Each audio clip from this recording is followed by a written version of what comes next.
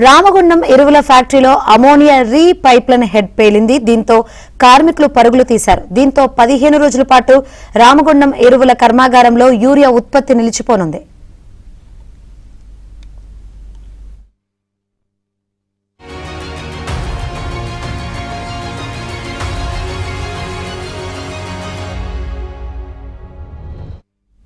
రామగుండం ఎరువుల ఫ్యాక్టరీలో అమోనియా రీ pipeline head పేలింది. దీంతో కార్మికులు పరుగులు తీశారు. మరిన్ని వివరాలు మా ప్రతినిధి శ్రీనివాస్ అందిస్తారు.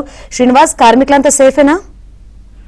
శంకరి, ప్రస్తుతానికి కార్మికులంతా సేఫ్ గానే ఉన్నారు. ఎందుకంటే రామగుండం ఎరువుల కర్మాగారంలో తరచూ అమోనియా లీకేజీతో పాటు ఈ పైపులు పేలుతూ ఉంటున్నాయి. కాబట్టి కార్మికులకు ఫస్ట్ ప్రయారిటీగా యాజమాన్యం చర్యలు తీసుకుంటూ ఉంది. అయితే తాజాగా మళ్ళీ ఎరువుల కర్మాగారంలో అమోనియా రీ పైప్ లైన్ హెడ్డే పేలింది. దీంతో ఒక్కసారిగా శబ్దంతో కార్మికులు భయాందోళనకు గురై అక్కడి నుంచి పరుగులు తీశారు. అయితే ప్రస్తుతం యూరియా ఉత్పత్తి మళ్లీ నిలిచిపోయింది. ఈసారి రీ పైప్ లైన్ హెడ్ ను రిపేర్ చేయడానికి 15 రోజుల సమయం పట్టే అవకాశం కనిపిస్తోంది. గతంలో 15-20 రోజులకు ఒకసారి అమోనియా పైప్ లైన్ లీకేజీ కారణంగా కూడా యూరియా ఉత్పత్తికి బ్రేక్ పడుతోంది.